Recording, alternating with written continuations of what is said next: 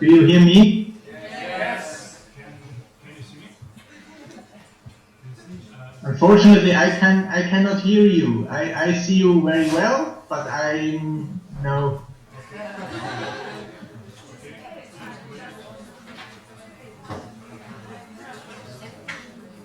Mm-hmm.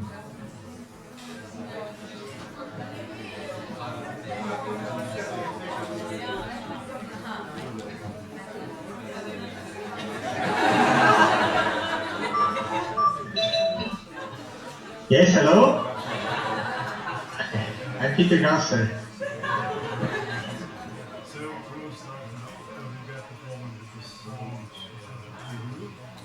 Uh-huh.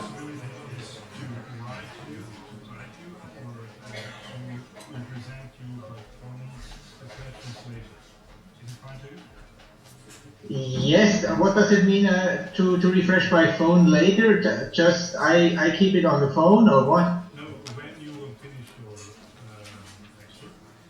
Aha. Yes, and then we will send you questions or by Skype, Skype you, or phone you by this phone. Okay, but you hear me with the Skype.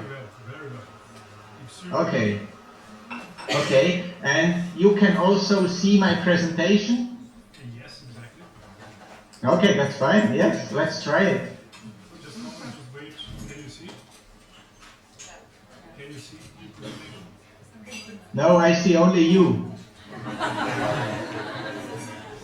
Now I hear something. I hear you now, I think. Here by Skype or by phone? No, it's by phone. I thought it's by Skype. Now I see it, yes. Okay, perfect. Then I will just introduce you shortly. And later we can start with when I will show you to start with the presentation.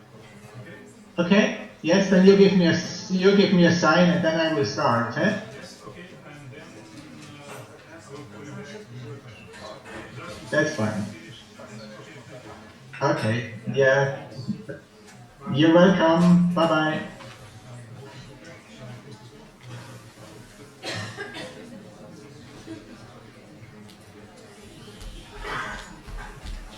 Okay, lepo pozdravljeni s strani Petra Gasserja. Peter Gasser je 65, se pravi že gospod letih, oziroma ravno dovolj star, da ima dovolj izkušenj in je edini, ki ima na svetu licenco za terapijo z LSD. Se pravi, edina oseba, ki lahko predpisuje in zdravi s pomočjo LSD-ja. Večinoma zdravi ljudi, ki imajo težave s soočenjem s smrtjo v nekih terminalnih stadijih bolezni in teh, ki imajo prognoze slabe, da se soočajo z boleznijo.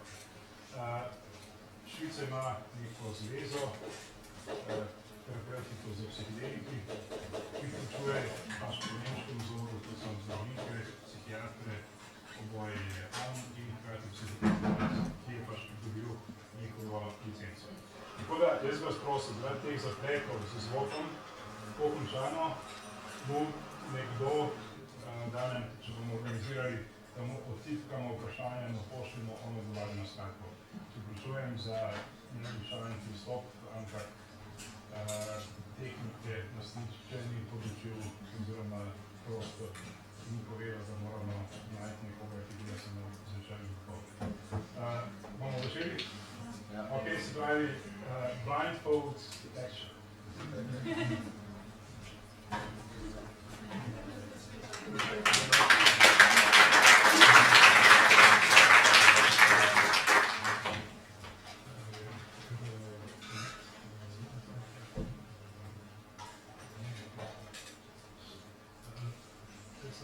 Okay, so I think that was the sign to start. As I cannot hear what the professor said before, I cannot say thank you for the warm introduction, but I think it was a kind introduction to my talk, which I can do with you as an invited by Skype to your conference. I want to tell you something about psychedelic therapy in Switzerland. We call it here still psycholytic, and but it is basically the same like psychedelic. I think you say psychedelic. Let me say something to my person. I am 57 years old, married, I have 3 children, and I'm working as a psychiatrist and psychotherapy in private practice in a small town in Switzerland. On the bottom left on the slide number 2, you see the city I'm living in, and on the right side you see the entrance door to my office. From 1989 to 1992, I had the opportunity to do a training in psycholytic or psychedelic therapy, which was given here in Switzerland during a time where MDMA and LSD therapy was legally possible. In 1992, I became member, and in 1997, I became the president of the Swiss Medical Society for Psycholytic Therapy, and this society still is working on the possibility for doing psychedelic therapy. Show the next slide, please. Slide number 3. I have to say something. I want to show you the situation in Switzerland, but basically only what has been done in therapy. There are 2 research teams in Switzerland as well, who are working on basic scientific work for mind-altering drugs. The one team is in Zurich with Professor Vollenweider. He did a lot of work with psilocybin, and now in Basel, since a few years, there is a team with Professor Matthias Liechti, who is working on LSD and MDMA research. But me, I'm focusing, because I'm a psychotherapist, I'm focusing on therapy. In 1946, the first clinical trial with LSD was published. Professor Stoll was a psychiatrist in Zurich, and he published a trial with inpatients from a psychiatric hospital, which has shown that LSD is not helping patients with schizophrenia. At that time, as you maybe know, there was no sensibility for the setting and the environment you should be LSD in, and LSD was administered like a normal drug, so maybe it didn't work because of that as well. In the 1980s, there was another physician in Switzerland, Fassler was his name. He did psilocybin-assisted therapy in his private practice and also in a psychiatric hospital. Unfortunately, Fassler did not publish anything, so that we do not know so much about his work. And then in 1988 to 1993, there was a very important time here in Switzerland, because for 5 years, 5 therapists had the possibility to do LSD and MDMA treatment. They treated 170 patients in this time, with a total of 819 therapy sessions, or with LSD or with MDMA. And during that time, it was also possible to do a training for therapists, and about 20 or 22 people had the chance to do a 3 years training, and I did it also in that time. After this time, it was very difficult to get more studies or more therapies to get permission for that, and only in 2004, which was very important, a friend of mine, Peter Owen, did an MDMA PTSD study. So he treated 12 patients with MDMA who suffered from chronic post-traumatic stress disorder.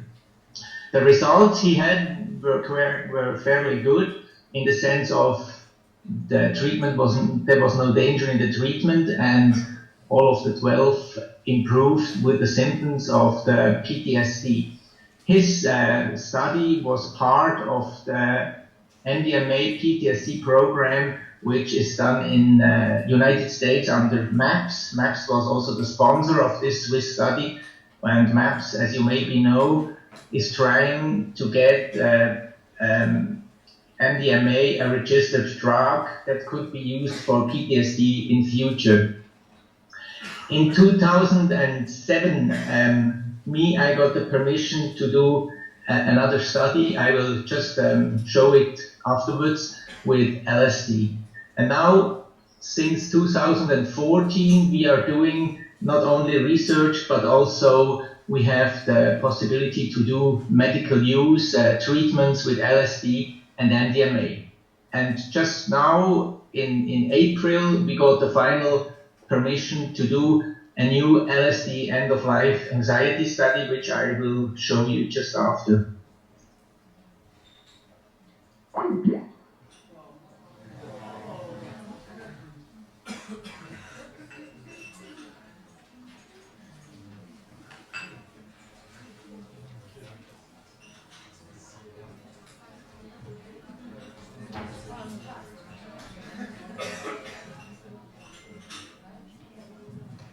Oh, sorry, there was a disruption in the line. You hear me again? Okay, everything is good? You hear me? Good, I'm continuing. Please show slide number 4. Do you see slide number 4? Slide number 4, okay. This is again, as I mentioned you, the therapy research study Peter Owen did from 2004 to 2008 with these 12 patients. It was a double-blind, randomized, placebo-controlled trial. I just tell you after something about that. Please show slide number 5. You see slide number 5? Good. In 2006, there was the 100th birthday conference for Albert Hofmann. Albert Hofmann became 100 years, and after then, we tried to do an LSD research study, which was approved in 2007. It was a pilot study with 12 patients, which was LSD-assisted psychotherapy in persons suffering from anxiety associated with advanced stage life-threatening diseases, mainly cancer. So you can say it was an end-of-life cancer study, and as the primary endpoint of this study, we measured anxiety. It was the design of the study we thought has to be the gold standard of medical trials. It is a placebo control, a randomized and double-blind study. Although I have to admit, as you can imagine, the double-blind setting is not so much appropriate for LSD research because the blind is the problem. The patient and the therapist, they know after a short time if they get LSD or placebo. But nevertheless, I think the authorities would only accept a kind of gold standard medical trial, so we did it like that. Yes, what we were able to show in this study, please show the next slide, number 6. Okay. In short terms, the results of this study was, it was safe and it was efficient. So it was safe in the sense we had no severe side effects. We had no prolonged crisis in the sense of suicidal crisis or psychotic states, so that we would have to bring someone to hospital. And the treatment was safe. The only side effects we have were mild, like headache on the day of the treatment or the day after, but this was just temporarily. After maximum 2 days, all the side effects were gone. Then we could show a significant improvement in the full dose group in anxiety symptoms. And although the study is quite small in number, it's only 12, we could show a significant improvement in anxiety symptoms. We could also show positive trends in global psychological symptoms and in quality of life. And after 12 months, we did a follow-up study, and we could show in the follow-up study that the results are stable. So after 1 year, mainly everybody of the study said they would do it again, they would recommend it to others, and they have an improvement which is stable and still after 1 year is there. Please show slide number 7. Good. And as I said, this first study I did in 2007 until 2012, the pilot study, which was a great success in the sense it was the first study after 35 years which could be done with LSD-assisted therapy. So this was the main thing of the study, was the fact that it could be done in Switzerland. And pilot study said is a small study. Now we do another, a bigger study with 40 participants, just to show on a more better basis of statistic results that we want to show that LSD-assisted therapy is safe and efficient. And we do that this time also as an end-of-life anxiety study. That means with patients that have cancer or other life-threatening diseases, or also psychiatric anxiety conditions. So this time we include even people with no life-threatening disease, only with anxiety diseases. This study is just starting. The LSD condition is 200 micrograms, which is a medium up to high dosage. And of course you can ask the question, should you do which is the appropriate dosage? If you give maybe 100 micrograms would be more safe. If you give 200 will be more efficient. So we decided for 200. And every patient gets 2 times LSD and 2 times placebo in a randomized order. So there are ones they get the LSD first and then the placebo, and the others it's the other way around. And please show the next slide. Is okay? Okay. Beside of research, and I mean this is what I do, is not research on university level. I'm not working at a university, and I'm in private practice, and my first of all interest is to do therapy. And there is since 2014 also a way in Switzerland to treat patients with LSD or MDMA in a so-called compassionate use or restricted medical use setting. That means this is not a research project, but only a therapy project.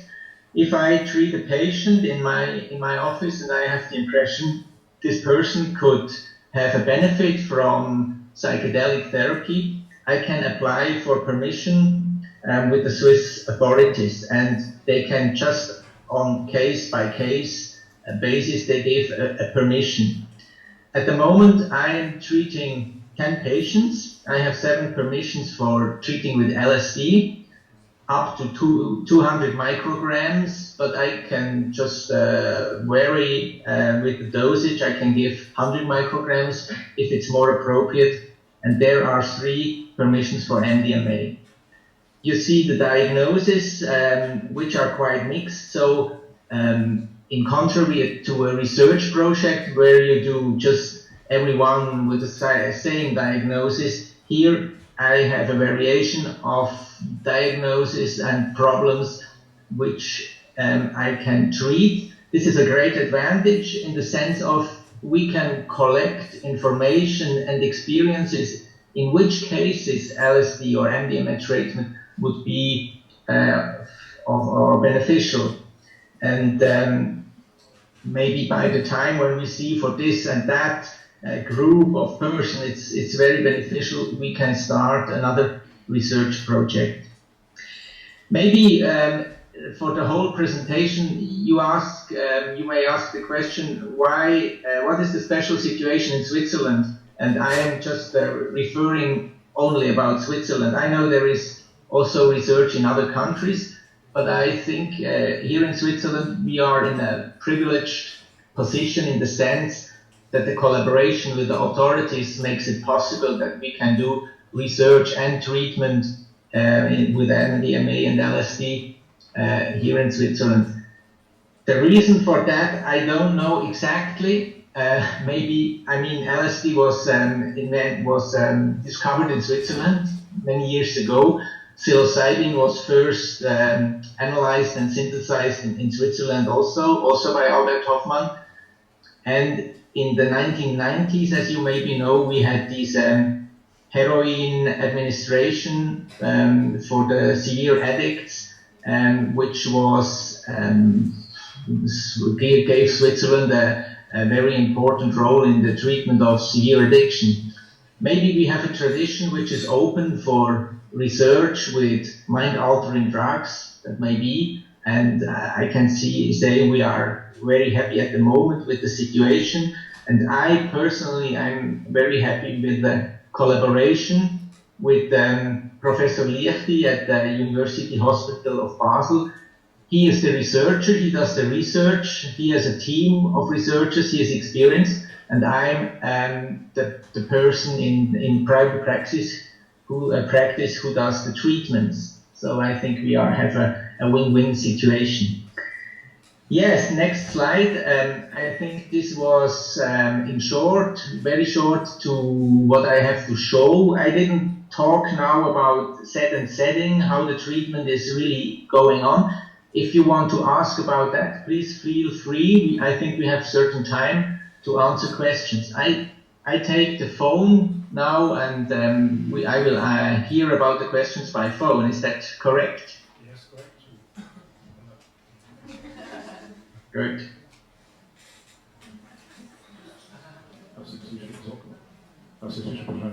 Okay. Yes. Yes. Okay. So we are going now on phone, and I will give the Good. first speaker. So phone and the microphone. Just a moment. You can see the public. Okay. Yes, very nice. Hello, everybody.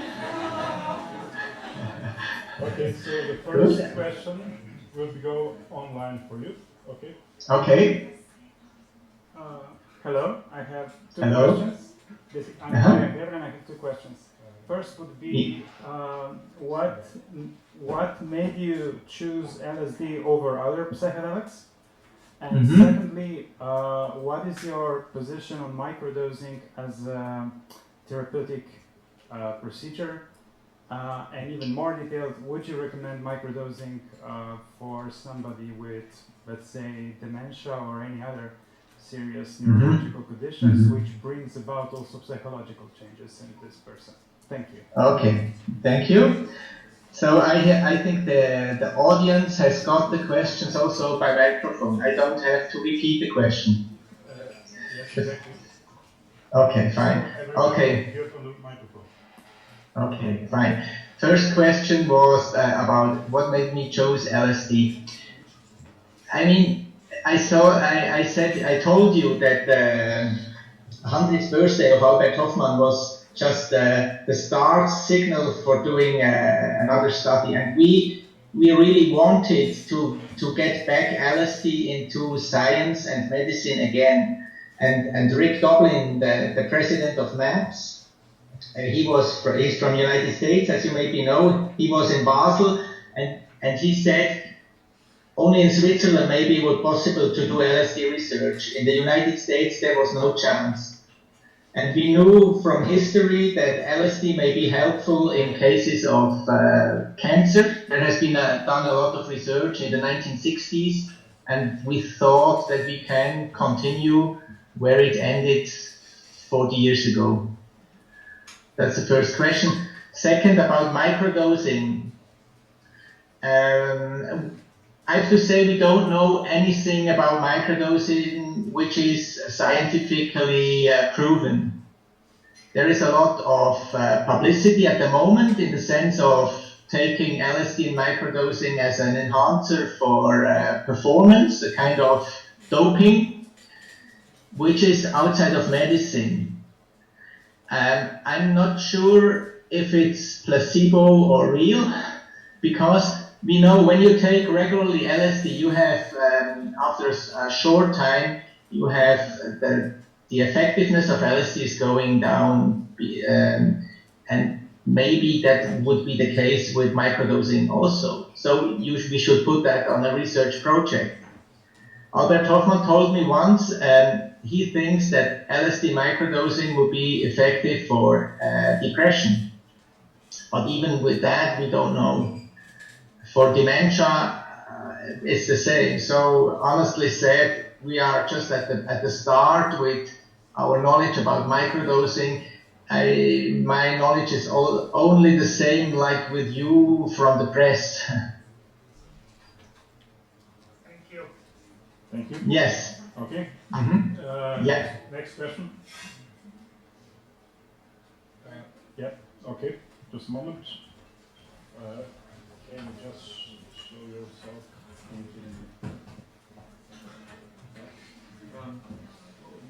Hello. Hello. Hello. Are you able to speak more specifically about the case with narcissistic personality disorder, or is that confidential? Or at least with which one between LSD and MDMA you were treating it, and possible I don't know, complications because of the nature of the disorder. Thanks. Yeah, you're welcome. As you maybe have seen on the slide, compassionate use, I have 10 permissions and 12 diagnoses. So there are several people who have 2 diagnoses. The person with a narcissistic personality disorder is the one with also a sexual abuse and post-traumatic stress. And her narcissistic problem is mainly a negative kind of narcissism, a depressed, narcissistic, self-emptiness problem. So she's not the kind of narcissistic person which is more on the typical narcissistic problem, as you may know. The important question is a substance like LSD able to change personal traits? And we know from other studies that we have change in personal traits.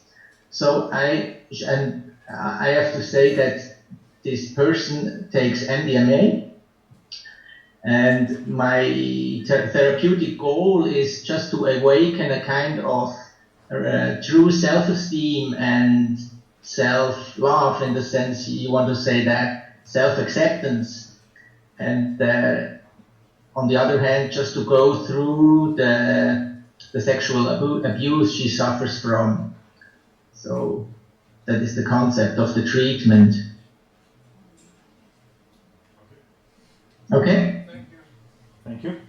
So the next question. Yes, okay.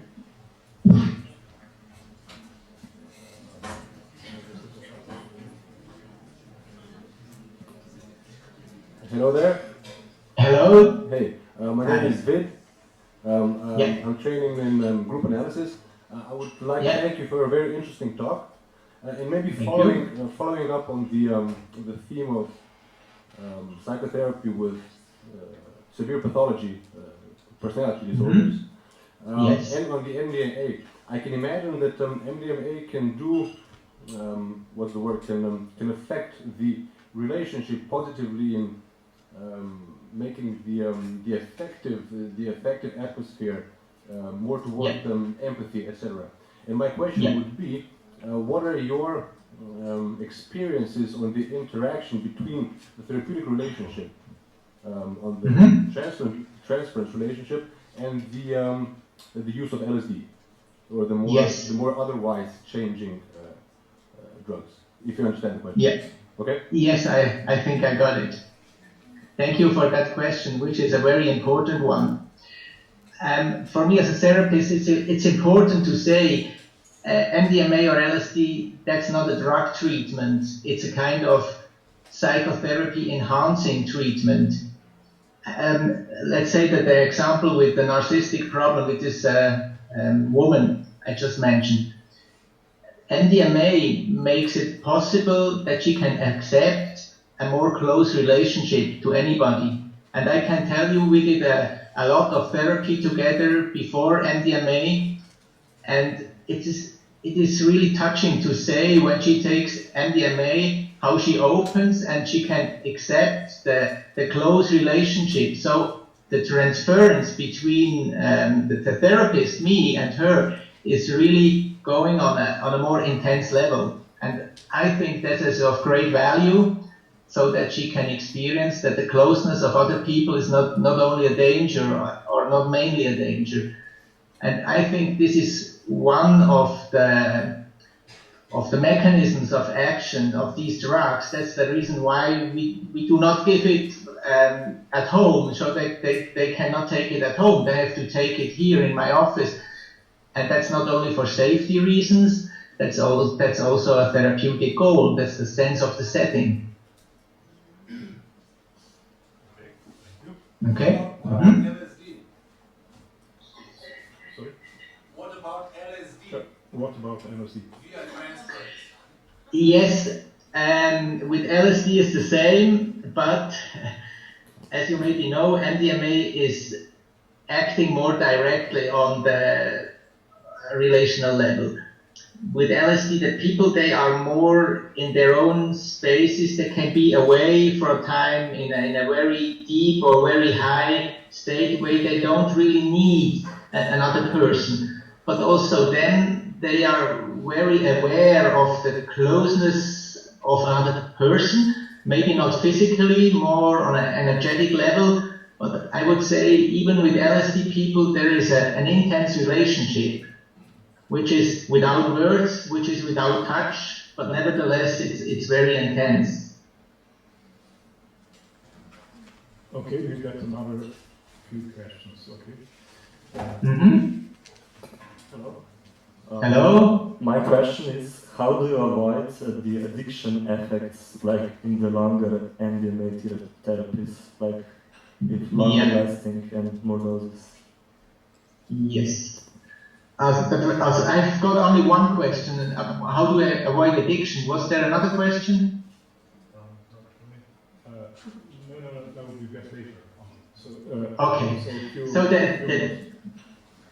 the addiction question is, LSD is considered to be an addictive drug. And with MDMA, it's basically the same. On one hand, this is an exhausting thing. I mean, it's not a party what we are doing. Sometimes they have difficult feelings, and most of the patients said, beside the drug, the setting is for them very important, and mostly they say, yes, I know maybe I could buy the thing on the street also, but on the street I would have only the substance. In therapy I have the therapist, I have the music, I have the safe setting. And this all together, I think, is protective against addiction. next question. Okay, so one more. Okay. Yes, hello Peter. Hello. I don't see you, but I hear you. Oh, now I can see you. Yes. Hi. Yeah, I'm just interested in the dosage that you are applying in your therapies. Like how Yes. much MDMA and how much LSD. And Yes. the other question, real quick, do you think that there is going to be in the near future some other therapies that are going to gain the right to apply psychedelics in therapies? In Switzerland or somewhere else? In Switzerland and elsewhere in the world. Okay. Yes, question about dosage. With MDMA, we have a standard dosage of 125 milligrams, with the experience that higher doses are not giving more effectiveness, but more side effects. Maybe 100 milligram would be also sufficient, but we have just standard 125. With LSD, it's different. 200 micrograms of LSD are more, if people are very, they can take 100 and it's well, then I go up to 200. Because 200 micrograms is at the edge between medium and high dosage. So it can really make ego dissolution, a kind of where they are very far away and don't remember what happened. Whereas 100 micrograms, they are basically aware of themselves all the time, in the sense of that's me who is doing the experience and I'm here in the room, and etc. etc. But it's good to have the variation. In the nearer future, I think in Switzerland it will be possible for other experienced therapists also to apply for compassionate use. In other countries, I think like the United States or Great Britain, they are just coming up with research and in a few years maybe also with treatments. I think compared to 10 years ago, we are really in a time where it is progressing again towards the possibility of doing research and therapy with these drugs. Yes. Yes, okay. We've got one question more. Mm-hmm. Hello. Hello. My question is, do you think it is possible for the psychedelic therapy to be realized only one time, that the patient comes to the therapist just for the session and then doesn't continue the process, or is it necessary that the psychedelic session happens within the structure of a long-term classic psychotherapy relationship? Thank you. Yes, thank you. That's also an important question. As I told you, the difference between psycholytic and psychedelic is in a way that in the 1960s in the United States, therapy was basically done with one high dose or two high dose sessions, and they showed an improvement of the situation. The psilocybin research, which is done in Baltimore with end-of-life cancer, or in New York with psilocybin, they show the same thing. Only a short therapy time and one session of psilocybin. Even we here in Switzerland have 2 LSD sessions planned, and I think that works. But as a therapist, I would prefer the longer treatment, because that's for the integration of experiences. It's a better way, I would say. And if you have the time to do 4, 5, 6 sessions of LSD, then you can really follow an inner process. But if I would have the possibility of only do one session and that's all, I would do that also. I think it's better than nothing. Okay. Okay. One question. Okay. Mm-hmm. First one.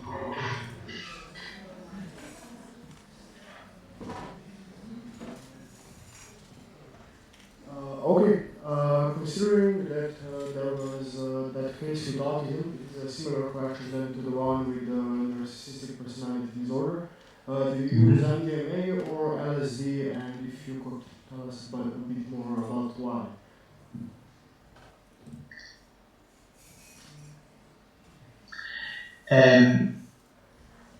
That's a good question. I would say, if I assume that the personality has a deep lack of binding problem, an early childhood problem of being very alone or despair, then maybe it's better to take MDMA, which is more active on the relational level. Like also post-traumatic stress disorder is maybe better with MDMA than with LSD, because these people can make a healing or improving experience on the relational level. when it is more on the existential level, like in end of life questions, like what is my life facing death, and what will be after death? How can I manage the suffering I have to expect? More these existential questions. I think LSD has an advantage because it puts the people more directly to the kind also spiritual questions. Although I have to say I'm not a spiritual teacher, I'm a psychotherapist. But this is kind of the difference of the both treatments.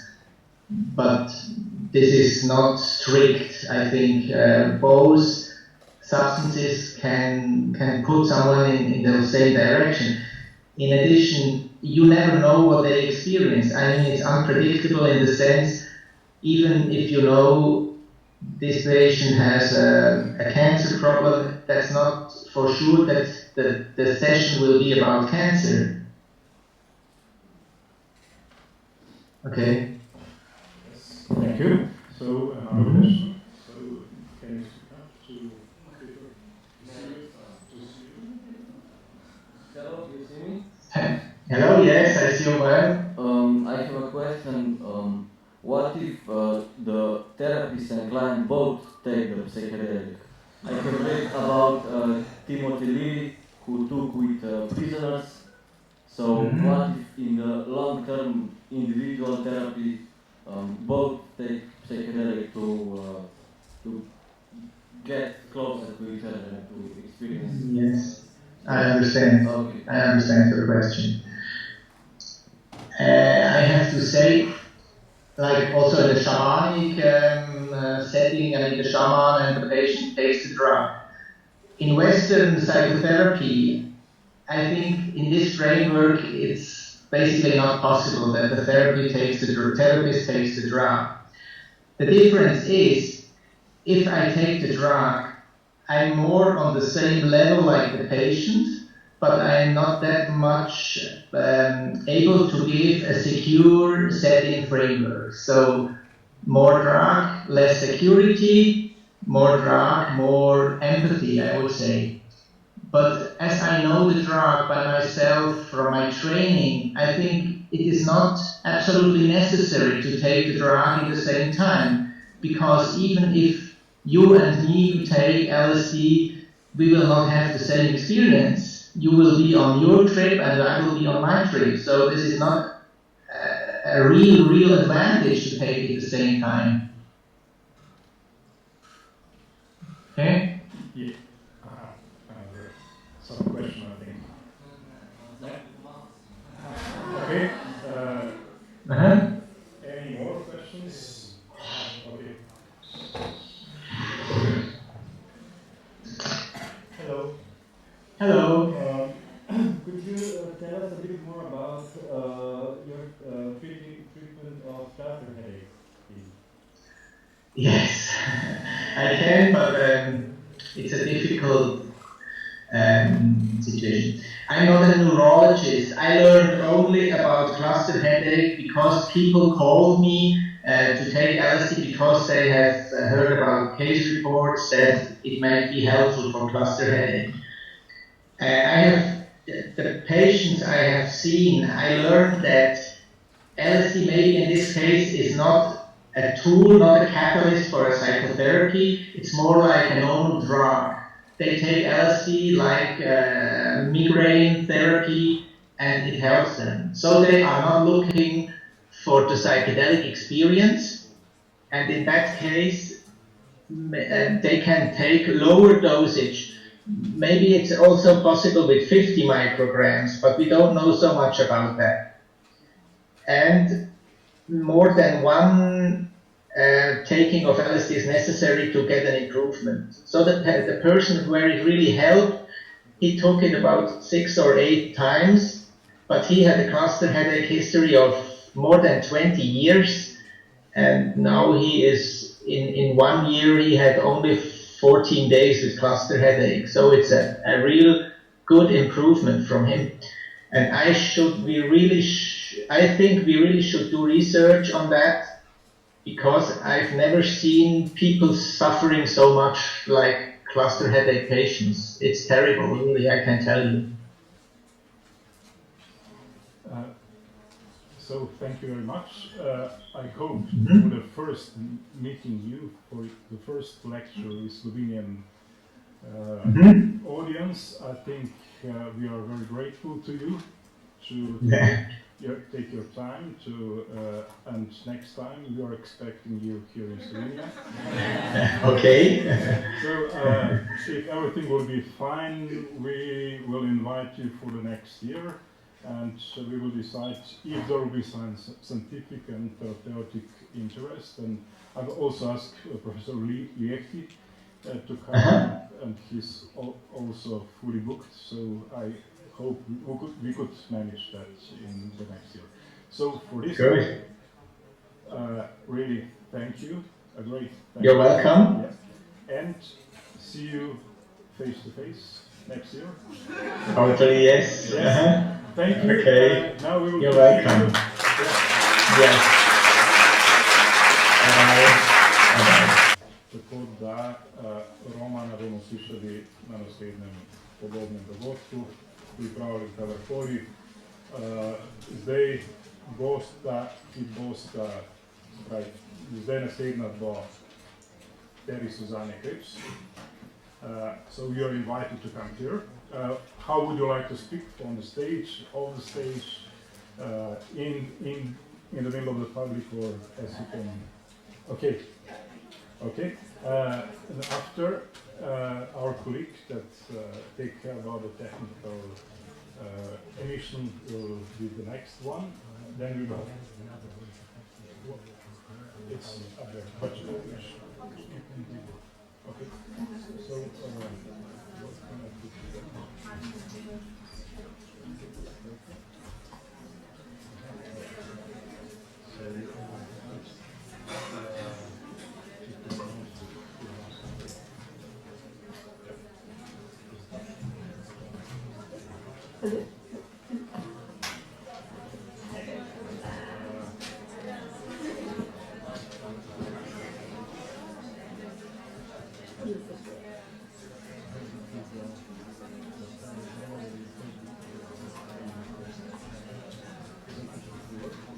Yes.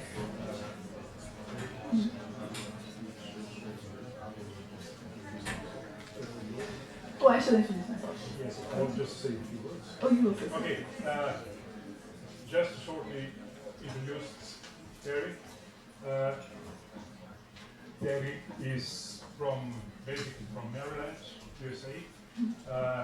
Living now first in Trondheim, now in Oslo, in Norway, and is author of the first meta-analysis of the use of psychedelics, the really huge study and that was the first such study ever published.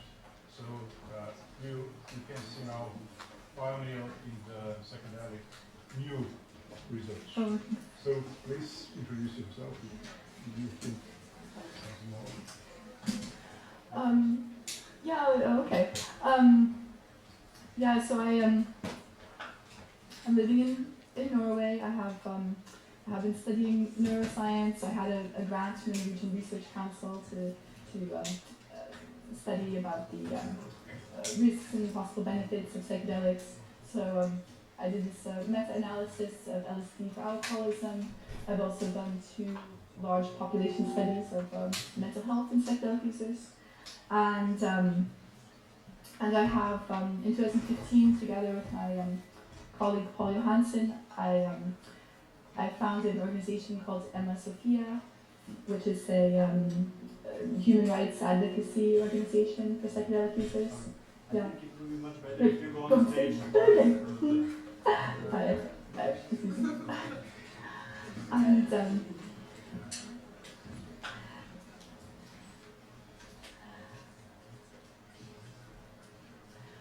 yeah, so I have founded this organization called Emma Sophia, and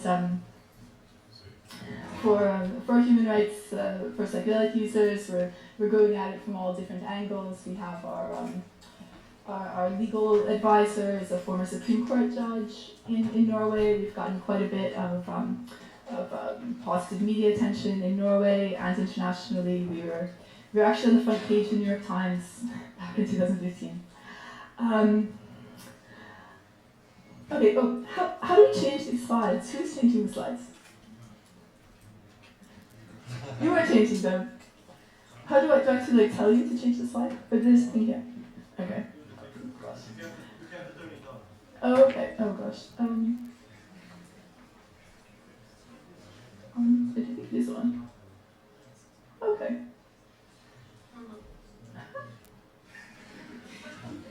Okay.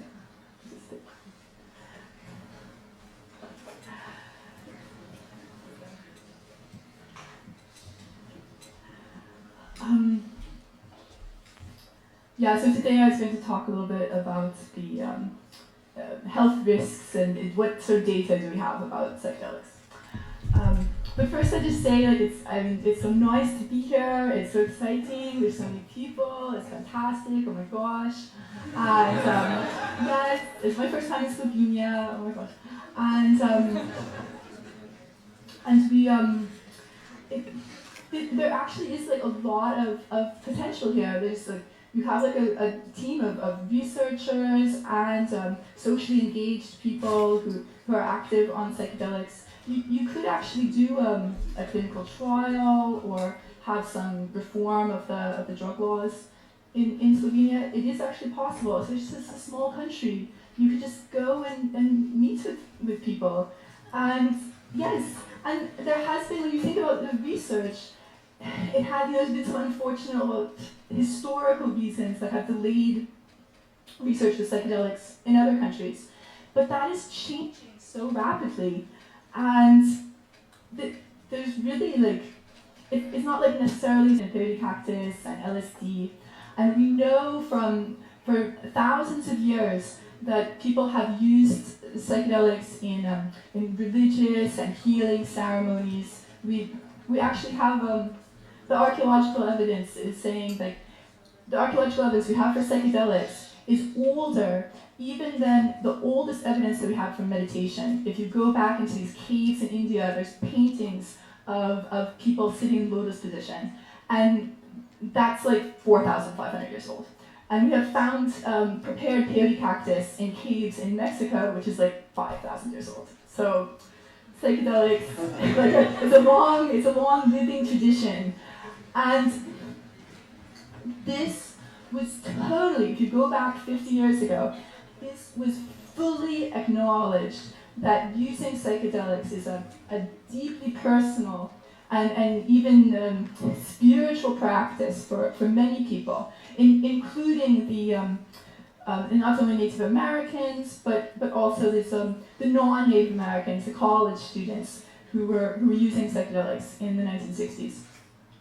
It was actually totally acknowledged in government reports and articles that it is a mystical experience, spiritual experience, personal development or introspective experience. And for a lot of people back then, a lot of the critics who were coming from sort of you could say like rational, materialist perspective, that was actually kind of the problem for them. They said, like, for example, I saw a psychiatrist in the early 60s. He says, like science, he's talking about LSD, and he says, science is the path that we have chosen, and mysticism is a contamination of the scientific attitude. And people don't talk like that these days, right? Nowadays, like meditation and mindfulness, that is more or less accepted in the wider society and within psychiatry. And so, it was like a really different attitudes that people had back then, 50 years ago. A lot of people, like some of these psychiatrists, like Sidney Cohen, he's writing like, oh, if the LSD people have their way, society, civilization is going to collapse, and we're going to go back to the dark ages of irrationality and superstition, and like, oh no, sound the alarm, and like.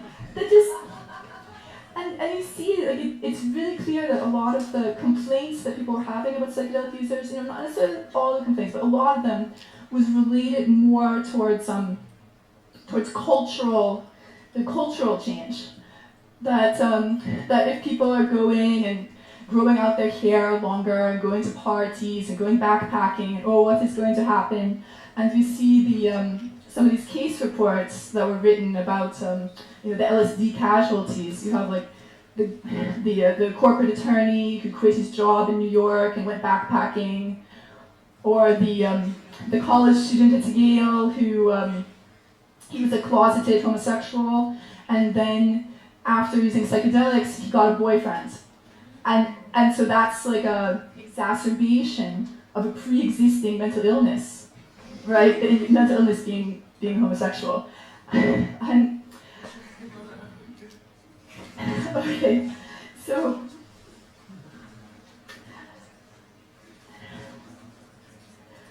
I'm just trying to set some context. Is that there was a bit of an exaggeration of the risks. They had some case reports or examples or potential ideas about risks or worst case scenarios, and these were just repeated and to some extent exaggerated in the media 50 years ago.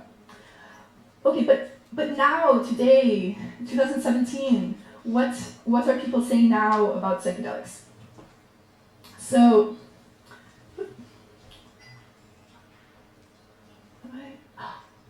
I'm missing a slide. I was going to show a slide from Jeffrey Lieberman, who is perhaps the most, amongst the most prestigious psychiatrists in the United States. He's the chairman of psychiatry at Columbia University. He's a former president of the American Psychiatric Association. And just now, in December 2016, he wrote a commentary in Journal of Psychopharmacology about psilocybin. And he says there that the evidence that psilocybin is causing harm is scant, it is minimal. And that is actually a quote from the editor of The Lancet. And then he goes on and lists some of my research and some other research, and then and he says that actually the drug laws are not based on evidence. And then and here, this was published in Lancet 2010. Probably a lot of you have seen this.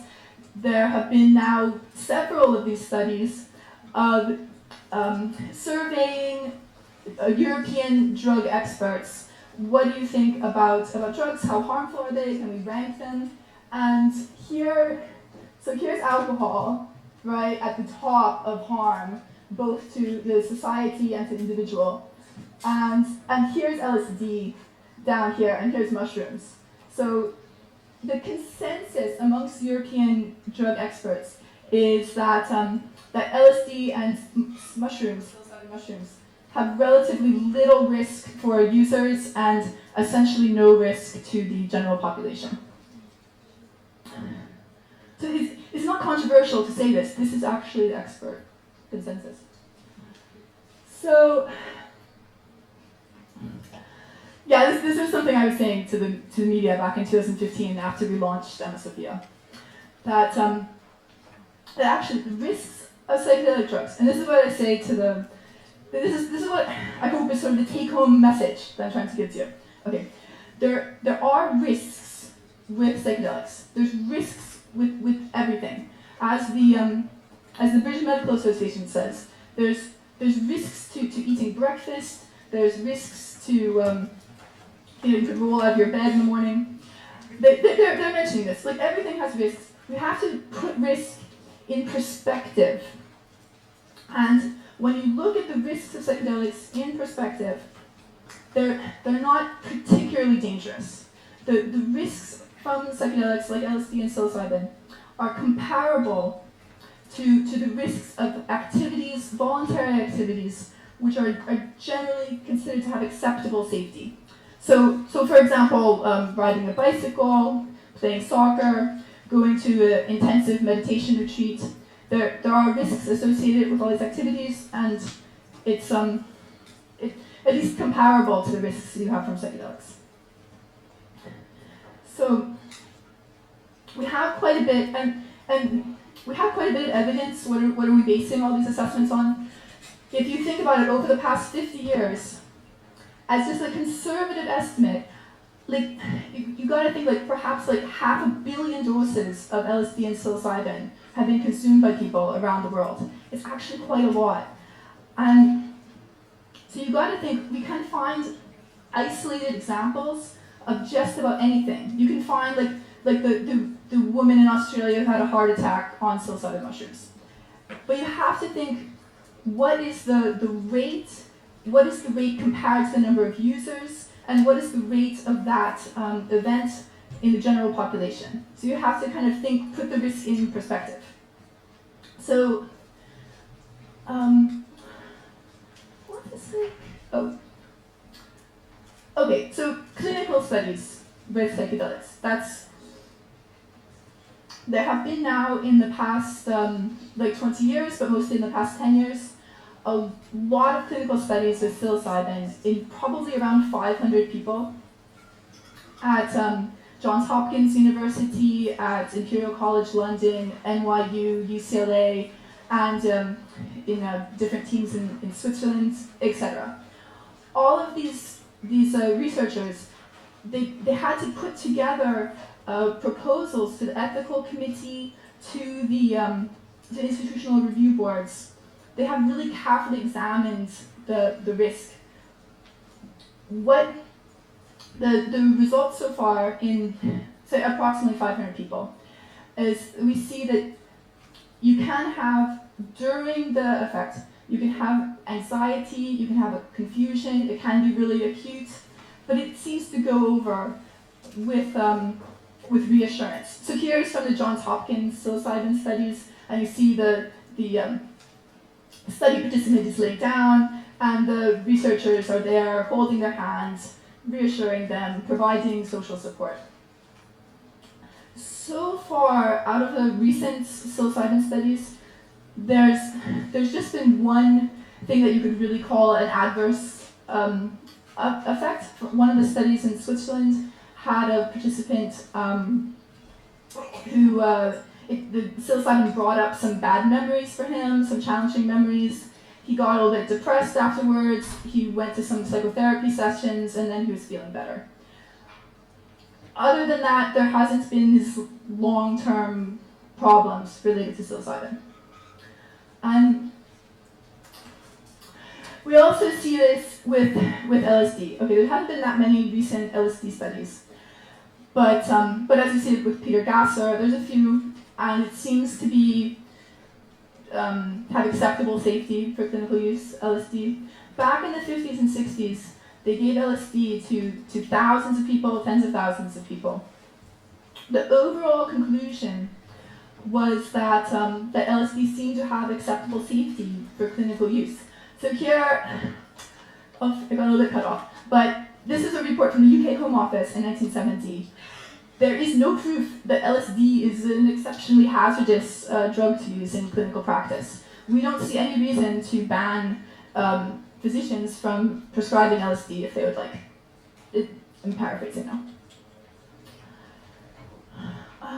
None of these laws from the 1960s, they weren't, at least on paper, they weren't supposed to ban clinical use of LSD.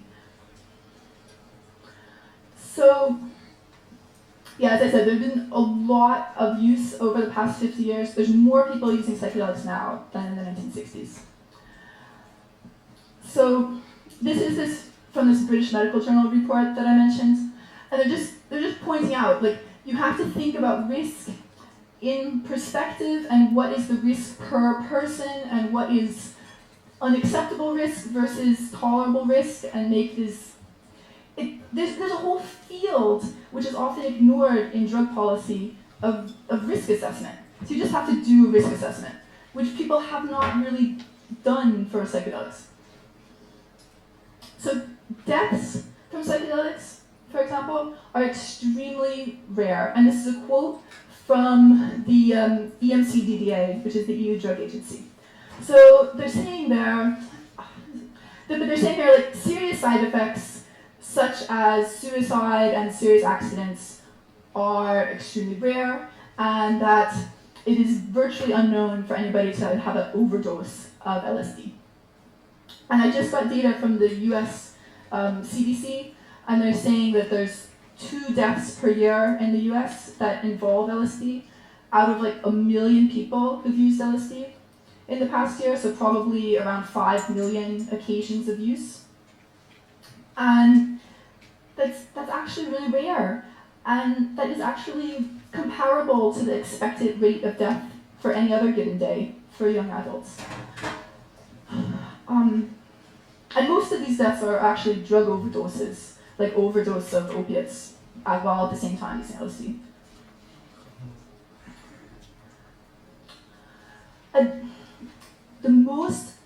It's kind of surprising to me, but the most common misunderstanding that a lot of people have about psychedelics is they think that because they're a scheduled drug, that they must cause addiction, dependence, don't they? No, there's not a single documented case of anybody having dependence on LSD or psilocybin. And this is it's very clear. The EU Drug Agency, EMCDDA, and also the US National Institute on Drug Abuse, they both say really clearly on their websites, LSD, not addictive, doesn't cause dependence, doesn't cause compulsive use. If you go back to the 1960s, the World Health Organization in 1965 put out a report where they invented this like LSD-type dependence. It's like this made-up concept, which was periodic rather than continuous use in arty people and non-conformists. It really doesn't have anything to do with today's notion of dependence as something based on compulsive cravings that people are not able to control and are really needing help to stop them to quit.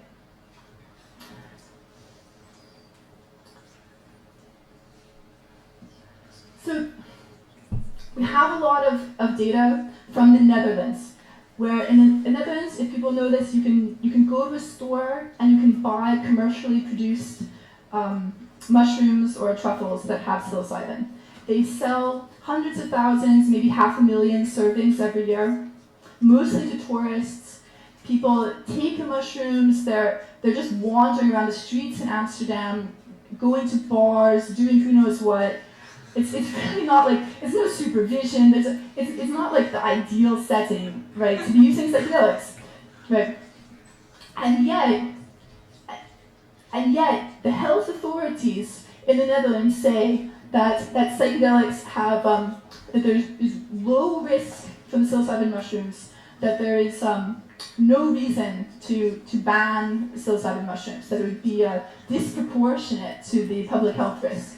And also the police there say, like, yes, there are occasionally some sort of incident involving mushroom use, but that overall, that there is no evidence of a public menace from mushroom use. So we have, just to give some like concrete data from the Netherlands, ambulance calls, 1 per 2,500 servings sold. Ambulance calls resulting in hospitalization, 1 per 50,000 servings sold. Deaths, they've done systematic studies of testing all the dead bodies for psilocybin. It's really rare. And also there was a large study, millions of people going to electronic music festivals. And out of all those people, in an environment where you can just go to a store and buy mushrooms, they had around 1 per 100,000 of the dance party participants came to their first aid station and said, help me because I've taken mushrooms. And none of those people had a serious problem. So this is the sort of, this is data. This is the sort of data that would be used in a harm assessment. And that's what they've done in the Netherlands. This CAM authority did a harm assessment in 2007, and they concluded that we should not ban mushrooms. So in the United States, we have similar data. There is, if you look here, if you look at LSD-related emergency room visits, and you look at how many people are estimated to have used LSD in the past year, and you can say it's around, out of every 1,000 LSD users, around 5 will go to the emergency room at some time in the past year on LSD. Most of those emergency room visits are involving other drugs, not in addition to LSD. And for people, young adults in the United States, you would expect around 500 will actually go to the emergency room. 500 out of 1,000 will go to the emergency room, just for any reason. So it's actually a small percentage of your total risk for going to emergency room would be related to LSD. These are sort of arguments you can think about related to what is the risk of using psychedelics. Okay, another risk that people sometimes mention, what about flashbacks? What about this so-called hallucinogen post-perceptual disorder? Is that a thing? Basically, it's not really like well validated that these symptoms that people are describing are they actually caused by psychedelics, or is it maybe some other reason? What is the rate of having these sort of visual symptoms in the general population? So here, for example, is a quote I found. I look at a blank wall and I see patterns and shimmering. It's like a heat haze and grainy. Ooh. It sounds very similar to what people talk about with this so-called HPPD. But this is not a quote. It's not about HPPD. This is a quote from a website about panic disorder. And so there is some recent research from University of California, San Francisco, and elsewhere, looking at when people are coming into an eye doctor and they're complaining about these sort of symptoms, geometrical patterns, shimmeriness, flickering in their vision. Okay, and how many of them have used LSD in the past? And it's actually pretty similar to the rate in the general population. So, what about other mental health problems? What about psychosis? What about panic attacks? Depression? You can certainly find case examples of people who said that. Like, I took LSD and now I'm having psychotic episodes, or now I have panic attacks. But you can also find a lot of people who would say, like, I used LSD and now I feel so much better. Or now I've never used alcohol ever again. So we have to be careful about reading too much into an isolated case report. We have to look at actual data and not be too focused on an anecdote, whether it's of beneficial or negative, or kind of neutral. So here's a report from a scientist at the US FDA from 2012. She did a review about psychedelics, and she concluded that all these recent reviews, all this research from 1950s to present, has shown that there's really very little evidence that psychedelics, at least moderate use of psychedelics, is causing long-term mental health problems.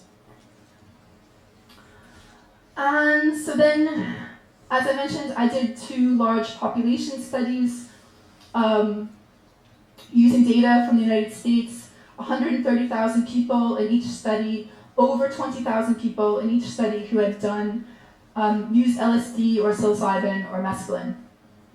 And when we use this statistical technique called logistic regression to adjust for other risk factors, other confounds, such as childhood depression, having serious traumatic events in their life, using other drugs, when you take into account these sort of other risk factors, you see that people who've used psychedelics have pretty similar mental health to other people who have those same risk factors.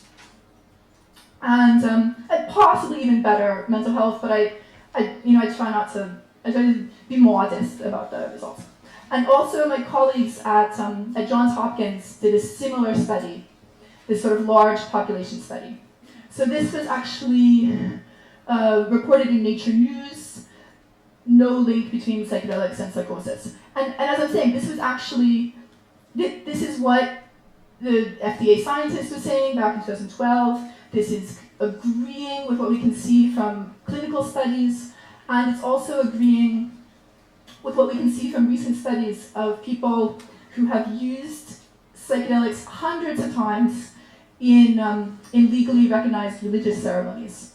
So there's also evidence that that even these people who've used massive amounts of psychedelics seem pretty healthy. It's, yeah.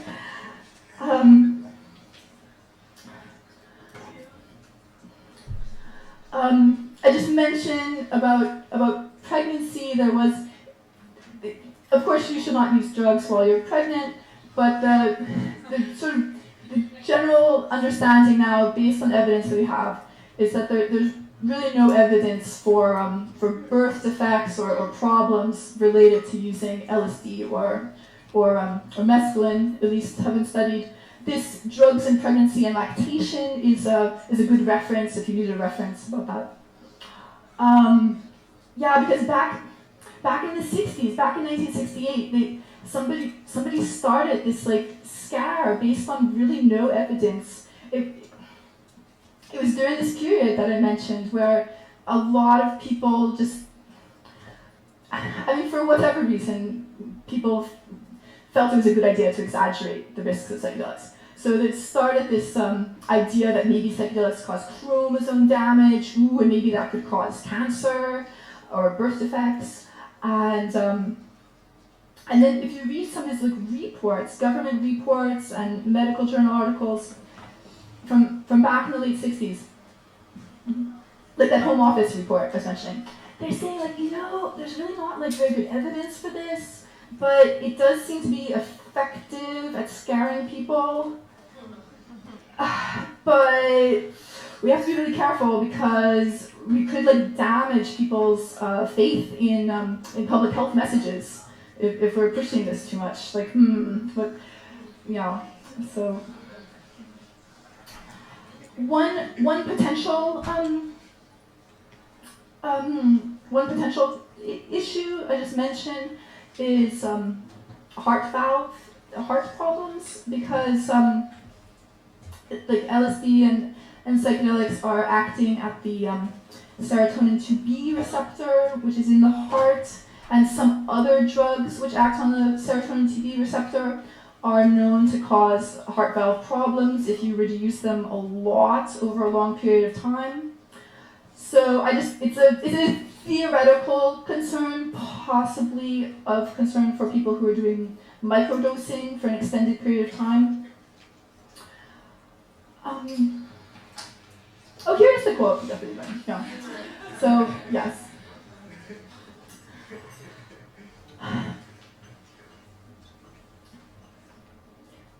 So now today we have some data. Yeah, we actually have kind of considerable amount of data about the risks of psychedelics, and we can look back at what happened 50 years ago when people were making these laws, and we can say that it was not based on evidence of a public health problem, and even Jeffrey Lieberman is agreeing with this.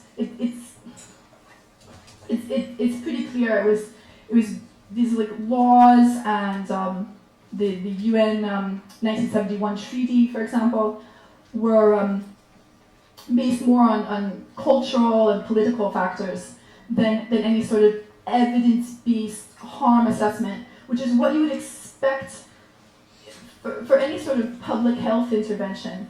Because, I mean, like you see now in the United States, I was saying like 2 people die every year from LSD, but the Drug Enforcement Agency in the United States is saying that a couple years ago, in 1 year, 19 people died from fake LSD. This NBOME is like sold as LSD, but then unlike LSD, it actually can be toxic and people can actually die from overdose. Like, what? Like, and why do we not have like consumer protections and labeling and quality controlled production on LSD, like for any other consumer product. Why not? Because there's like rules which are supposedly, it's supposed to be a public health intervention, but it's not actually, there's no cost-benefit analysis. Like, what is going on here? What is going on here? That's why I was like, as I was writing this in the Lancet Psychiatry, we need to really think about the human rights of people who use psychedelics and actually have a reassessment here. What is going on here? Guys, that's what I ask people. Like, what is really the problem? What is going on? And this is just asking simple questions. Like, hold on, excuse me, I have a concern here. Can I ask a question? And so I really encourage you to do that, to go to the health authorities here in Slovenia and in the European Union, and just try to ask them to explain themselves, say that you have a concern. So in conclusion here, we now actually have, you can always have more data, but we do actually have some data about the safety and risks of psychedelics. Of course, there are risks. I'm not trying to say there's no risks. People do go to the emergency room on psychedelics. They can have anxiety and confusion. It can happen that people injure themselves on psychedelics. But when you look at it in perspective, people also injure themselves when they're riding a bicycle. If you were to play soccer, you have actually a risk of getting traumatic brain injury. If somebody elbows you to the head, that also happens. We have to think about risk in perspective. Psychedelics are not particularly dangerous. Nobody is saying that they are absolutely safe or like totally safe, but they're not particularly dangerous. And if you are wanting to see like details, or you're wondering about any more specific questions, you could look, for example, at the investigators' brochures about psilocybin that MAPS, the Multidisciplinary Association for Psychedelic Studies, has put together, or there's other reports, or you can just ask people. So, okay, so please, maybe you have questions.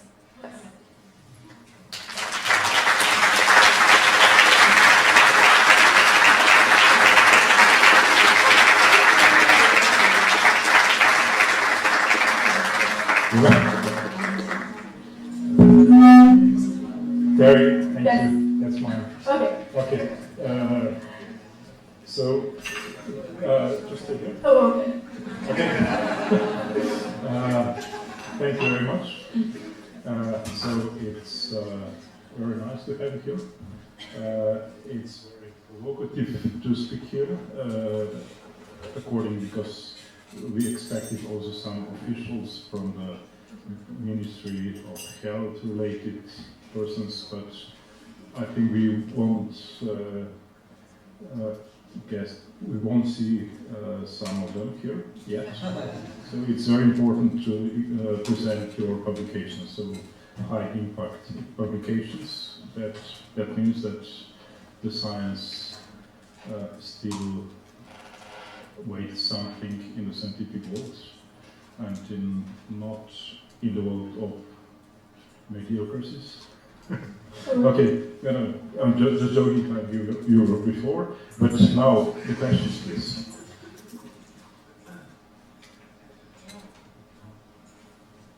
It's not actually a question. You were just talking about how we should minimize the possibility of getting another drug, not LSD, and there are many deaths that come from this issue. Actually, in Slovenia, you can test drugs for free. Drogat, and it's anonymous, and anyone can do it. So it's something that we should encourage and do. Yeah, that's fantastic. Can people mail in a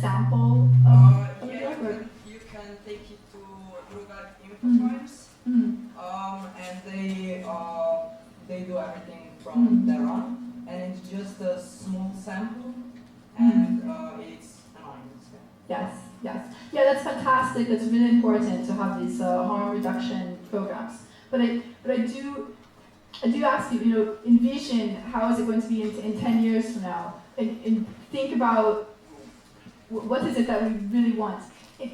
It doesn't really make any sense. That would not be acceptable for any other popular consumer product that people are responsible for taking it themselves and having it tested. It should be, like psychedelics should be produced, I mean, we have all kinds of regulations and guidelines for producing pharmaceuticals. We can just implement them with psychedelics. Other questions? Yes. Yeah. I would just like to paraphrase Terence McKenna, and maybe this will give you an idea for your next research, and I would like to hear your comment, because we're talking about dangers, but these were all dangers to the users. How about, because if it was really dangerous, I can legally walk into any agricultural store and buy enough poison to sterilize the entire country in an afternoon if I want to, right, legally. So danger is not really the question here to the user. Yeah. But it's the danger that you spoke about people leaving their careers and going backpacking. So it's danger to the cultural machine we are living in. And maybe that would be a very nice topic for similar kind of research. How many people quit their jobs? How many people go backpacking? Yes. How many people really quit this game we're playing? Yes, yes. But I do think to a large degree, maybe not as much as it could be, but to a large degree, a lot of these values of the so-called non-conformists or the hippies from 50 years ago have been integrated into society. So now if some young person is like, I want to go backpacking around India, people are like, okay, that's a good idea, like, cool, like, enjoy yourself. Like, it is accepted now. And you think, like, that all of these, like, fears that people had of, like, oh no, everybody's just going to drop out and then nothing's going to happen, it just didn't materialize. What you see, for example, there's a really interesting book called How the Hippies Saved Physics by a science historian, and he's saying it's this like psychedelic using sort of, hippies, who are also physicists, because psychedelics is a huge movement. It's over 30 million people in the United States have used LSD or psilocybin. It's actually a lot of people. That they were sort of reinventing physics, were very influential in late 20th century physics. You also see that with, of course, with computers, incredibly influenced by psychedelic users. You see, because now when people think about psychedelics, they're thinking about like microdosing in Silicon Valley. There's a reason that's why is San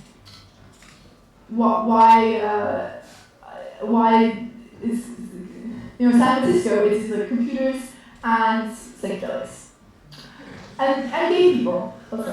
Yeah, like this is not entirely coincidence. And yes. Yes, right? yes. Like what are the sort of political views of psychedelic users, for example? And there is who was Robert Howard Harris and some people from Imperial College London were just writing an article about this political views of psychedelic users, and that they do have a more egalitarian political views. Yeah, it's interesting, but yeah. Yes, just to apologize Robin Harris, because he refused to come because he's got a baby. Yeah. So next time he's coming. Yeah. Yeah, so I have a question. Thanks for the excellent presentation, lovely as always. I have a question about this Sophia. If you could just elaborate a little bit or elucidate the model of operation, because I think the first version was that it's like a crowdfunding, that the people who contribute, then Sophia would manufacture capture a lot of different substances, and then therapists and researchers will get it. But I heard that later another version, according to which those who participate in the crowdfunding, they could have some of these substances later if they need it sometimes later in their life. So what is the exact operational model of the MSOP? Yes. Okay. So we're trying a lot of different things. We're coming at this from a lot of different angles. We have a lot of different projects going. We were hoping to raise money and start with production of psilocybin and MDMA in Norway. It ended up like right before we were going to start this crowdfunding campaign. Then the company was like, "Oh my gosh, it's going to be so much more expensive." That's why we were asking for so much money. So we don't have enough money to start production in Norway. However, at the same time, and since 2015, now it is actually possible to buy this so-called good medical practice, MDMA or psilocybin, from I think from the UK and from the US. So there's not such a need anymore. That hadn't been a problem.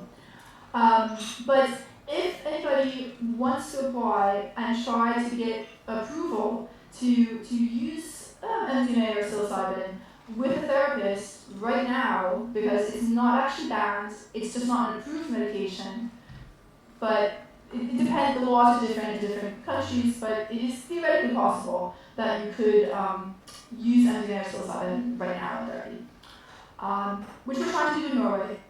We're in discussion with the Norwegian Medicines Agency.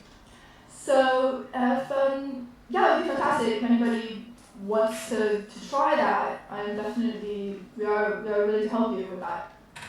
Other projects that we're doing, we have a court case involving LSD sentencing guidelines that is going to the US, the Norwegian Supreme Court now. That the sentencing guidelines are not based on evidence, not based on surprise. That the lower court was agreeing with us and actually reduced this guy's sentence for importing LSD. But the report from the judge is full of a lot of questionable logical points. Like he's saying that, well, LSD has a potential for addiction. But based on what? And I guess anything is potentially. You don't have any evidence for that. So these are the points that we are challenging. And we have the top criminal defense law firm in Norway, which is run by actually a guy who's a Conservative Party politician, and they are pushing this. We also have a case with psilocybin. We're also trying to help the ayahuasca using churches to get legal recognition in Norway.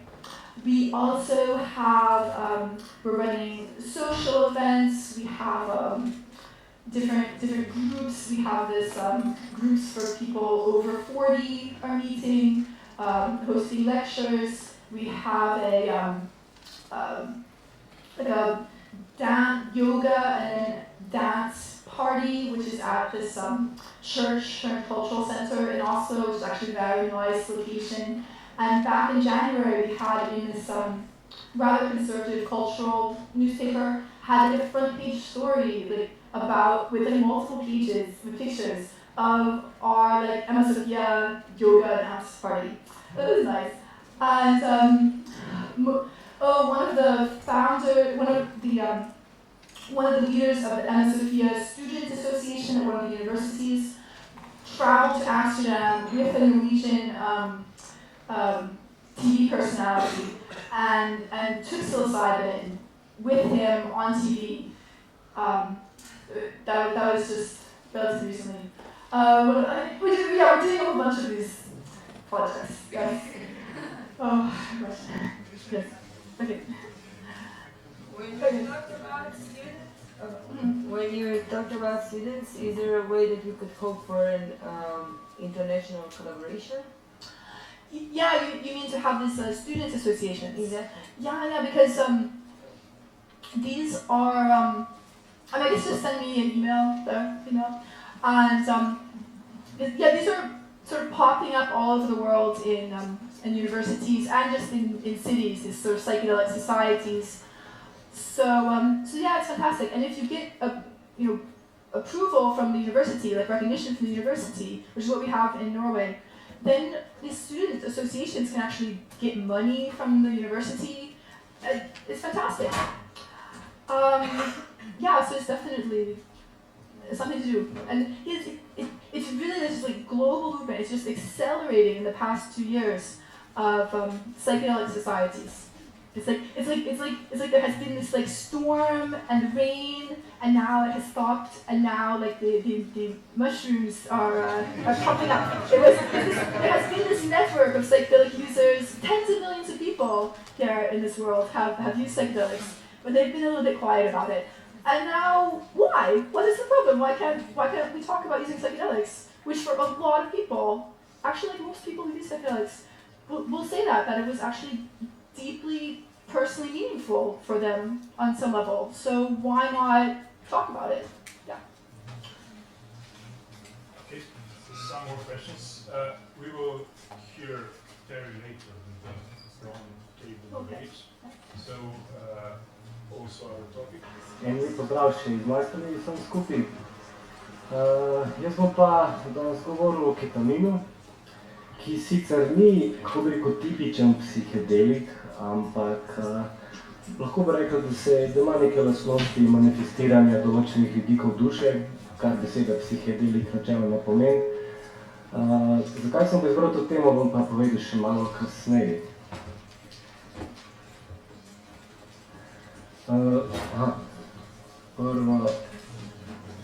Prvo, kaj je to? Ok, kaj ketamin je? Ketamin je pač sintetična snov, spada med cikloheksanamine in v bistvu se ga že približno več kot pol stoletja uporablja v medicini in veterini. V bistvu povzroči na nek način sanjam podobne izkušnje, kjer se odcepaš od okolja, od svojega telesa in zato so začeli ga predvsem uporabljati kot anestetik in posledično tudi analgetik v manjših dozah. Je na osnovnem seznamu zdravil Svetovne zdravstvene organizacije, se pravi vsaka država ne bi imela ketamin na razpolago. Deluje pa v bistvu kot nekompetitivni antagonist na NMDA receptorje. In prek teh receptorjev je potem cela kaskada različnih učinkov, se pravi omenjeno anestetični, analgetični, v novejšem času odkrivamo tudi antidepresivne, neuroprotektivne učinke ter seveda tudi halucinogene.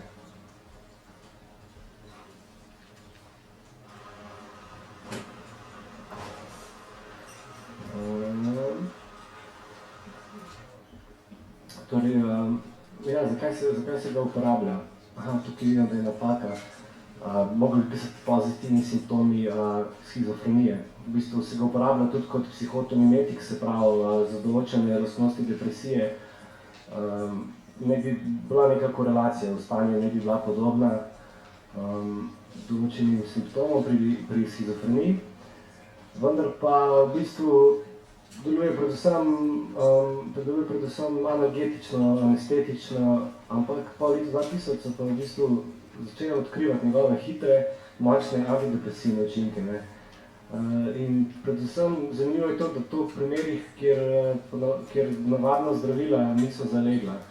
Velja neko nenapisano pravilo oziroma so tudi podatki, pravilo Kretin, da na tretjino bolnikov z depresijo sploh nobena zdravila klasični antidepresiji ne delujejo.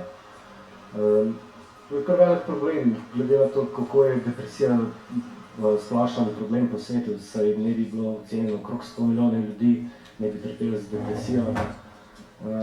Mogoče je zanimivo na področju Slovenije pa seveda tudi to, da zmanjša določene vidike samomorilnosti, ki so pač posledica depresivnih stanj. Mogoče ste slišali za ketamin, ker se ga uporablja tudi v recimo klubskem okolju, uporabniki ga lahko seveda tudi zlorabijo in uporablja se tudi na ulici poleg medicinskih praksi. Aha,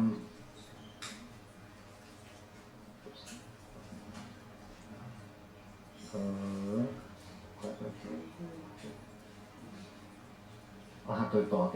Hvala. Se pravi, glavna tarča, kot sem omenil, je MMD receptor. To je v bistvu en zelo poseben tip receptorja, kjer spada med ionotropne glutamatne receptorje. In ketamin se veže na ta receptor, ki potem povzroči zelo različne posledice. Naprimer, ta receptor je znan potem, da sestavljen iz določenih enot, podenot in te kombinacije teh podenot so lahko zelo raznolike, se pravi, cel spekter, cel nabor delovanja potencialnega ima. Se pravi, preko tega regulacije smeri toka ionov iz celice v celico vpliva na celično preživetje in na apoptozo, posledično na učenje, spomin, kognitivne funkcije in tudi na izražanje genov v bistvu.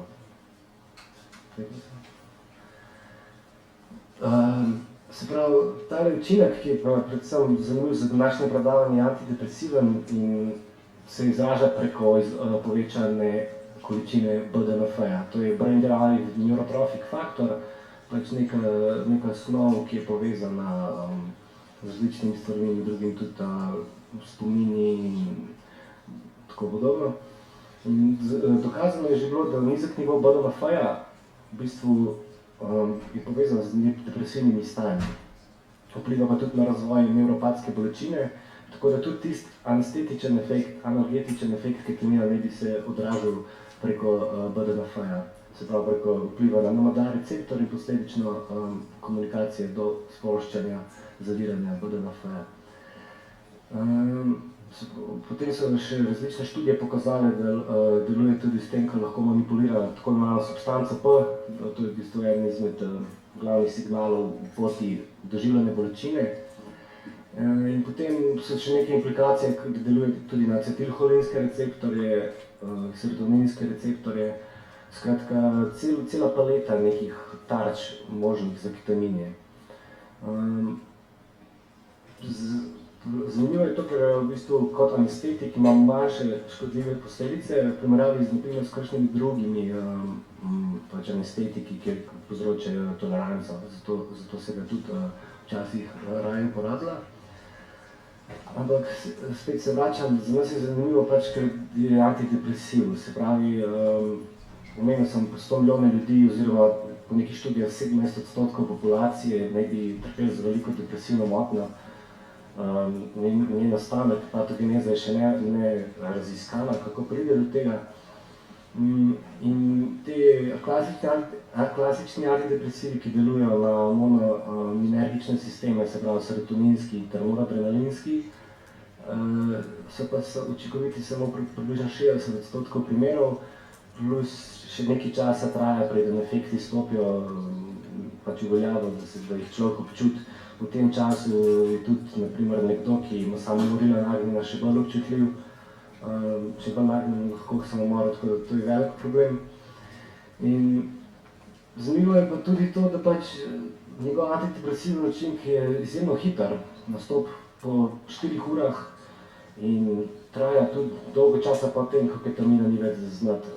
Se pravi,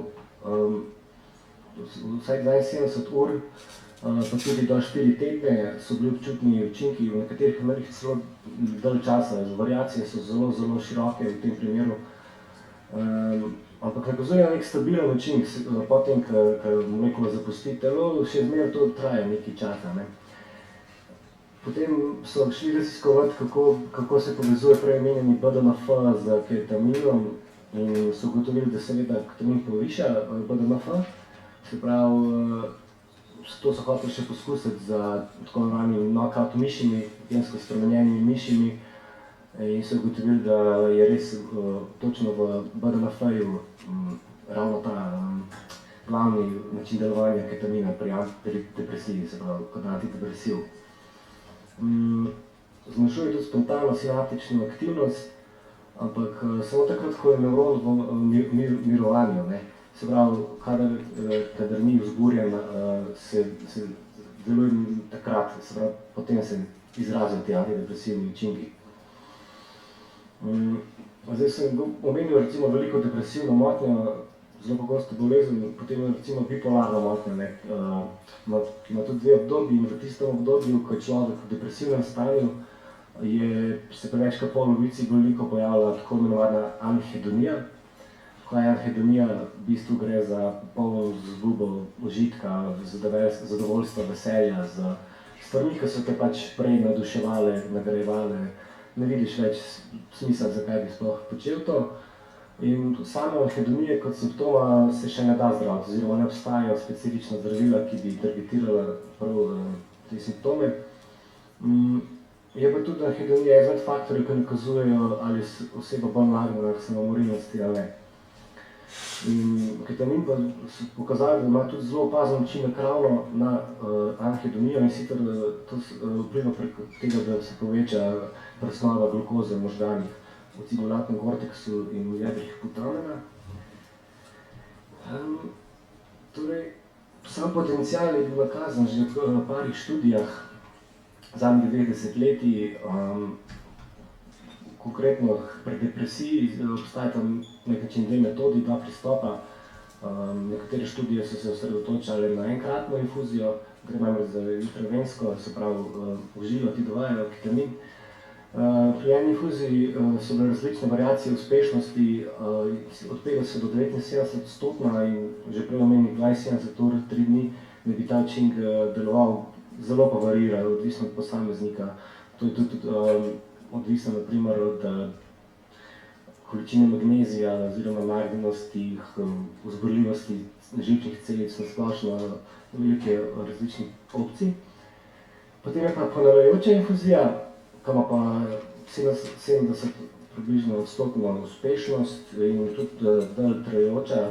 V tem primeru, kjer so te podatki navedeni, teh 18 dni recimo, so v roku 2 tednov, 6 tednov, 3-krat na teden administrirali bolnikom ketamin.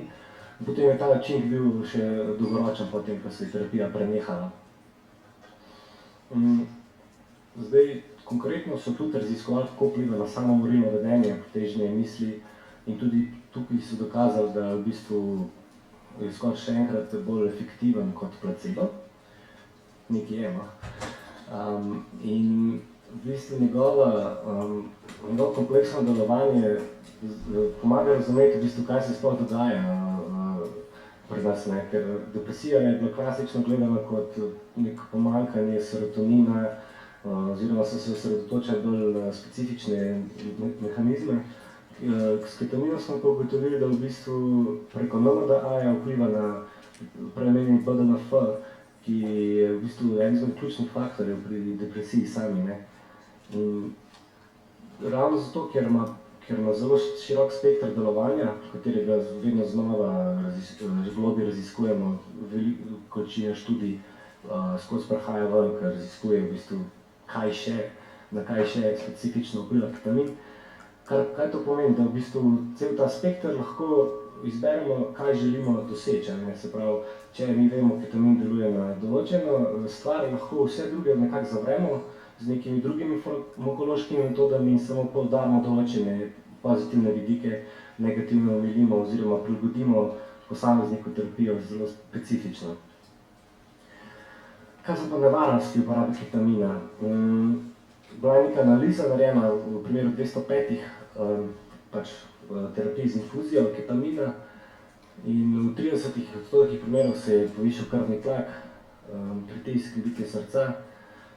Prej sem omenil, da tudi je psihotomimetičen, se pravi, lahko povišajo se nivoji teh simptomov, ki so značilni za psihozo, disociacijo, vendar le te izvenijo v bistvu v 4 urah, tako da ostanejo na primer samo še antidepresivni.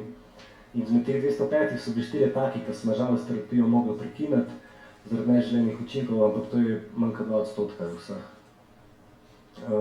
Kar je pa tudi zelo, kako bi rekel, delikatno, je pa to, ker ketamin ima velik potencial zlorabe.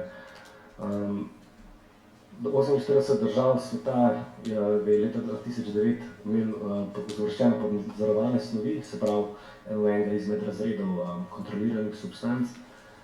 In Naprimer, leta 2011 je na Kitajskem bil ketamin tretja najbolj pogosta droga zlorabe, pač rekreativne rabe, tako da je to zelo spolzak teren. Ampak ne samo, da povzroči včasih neželene občutke povezane pa s stanjem disociacije, odrezenosti telesa, kot so anksioza, napetost, strah, nemir. Lahko poškoduje tudi določene telesne funkcije, deluje srčno-žilni, dihalni, črevesni, reproduktivni, urinarni in imunski sistem, ter oslabi delovanje mehurja, ter zmanjša kognitivne sposobnosti. Zdaj, v bistvu 2012 so Združeni narodi rekli, ok, ketamin bo še zmeraj ostal neuvrščen, kaj to pomeni, vsaka država lahko ima proste roke glede njegove regulacije. Naprimer, v Afriki je ketamin izjemno popularen kot anestetik, ker je v bistvu najlažje dostopen. Naprimer, nekje drugje se ga zlorablja, v glavnem vsaka regija sveta ima svoje specifične odnose do ketamina. In Združeni narodi so sami povedali, kako je ključno v bistvu vzpostaviti neko globalno harmonijo v pogovoru o ketaminu, da se ga lahko pravilno implementira. Se pravi, ima zelo kompleksen vpliv na javno zdravje. Smo videli od anestetičnega, se pravi telesnega učinka, psihološkega učinka, pomaga pri depresijah in v bistvu ima pa že potencial zlorabe. To zdaj, zakaj se odločiti, kako to uporabiti, je zelo delikatna tema. In zato so Združeni narodi pozvali k globalnem dialogu, da bi potencialno implementirali ketamin kot terapevtik. Zdaj, katero smer bo to teklo, še ne vem točno. Potencial je izjemen, ravno zaradi hitrega delovanja in pač dolgoročnega delovanja. Zdaj pa, da se vrnem na začetek, zakaj sem izbral ketamin, ne? Zanimivo je to, ker bi to lahko bila kjerkoli druga droga, da ne rečem, ne? Se pravi psihedelična substanca. Ve se nekaj dela, nekaj ne, lahko je potencial za svoljivosti, zlorabe, kakorkoli. Se pravi, Združeni narodi so opozorili, da je zelo kompleksen, da je delikaten, obstaja potencial zlorabe, vendar hkrati nekako ne silijo držav, da ga prepovedujejo. Zakaj bi primeru LSD-ja tako, ne vem, isto bi lahko se jih obravnavali, kot se obravnava ketamin, ker sem nakazal, kakšne nove uvide nam daje, sploh razumevanje določenih bolezni. Psihoze so vedno gledali dopaminske sisteme, zdaj gledajo še na druge sisteme, v glavnem vedno globi gremo v spoznavanje naših vlastnih procesov, naše biokemije, našega razumevanja zdravja nasplošno. Tako da upam, da bom nekoč stal na tem odru ali pa kakšnem drugem pa govoril o LSD-ju, ne o ketaminu. To je to.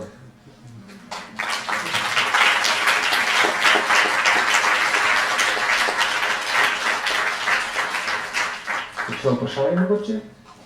Ja. Je kakšno vprašanje? Aha, tam ne.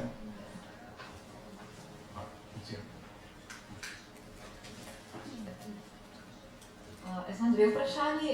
Prva se navezuje na to, da sem zdaj vmes prebrala, da v bistvu ni ketamin, ki naj bi imel te učinke, ampak njegov metabolit, hidroksinorketamin. Lahko to komentirate? Mogoče to tudi razloži to, ko ste vi rekli, da učinki trajajo dlje, kakor se zaznava sam ketamin v krvi.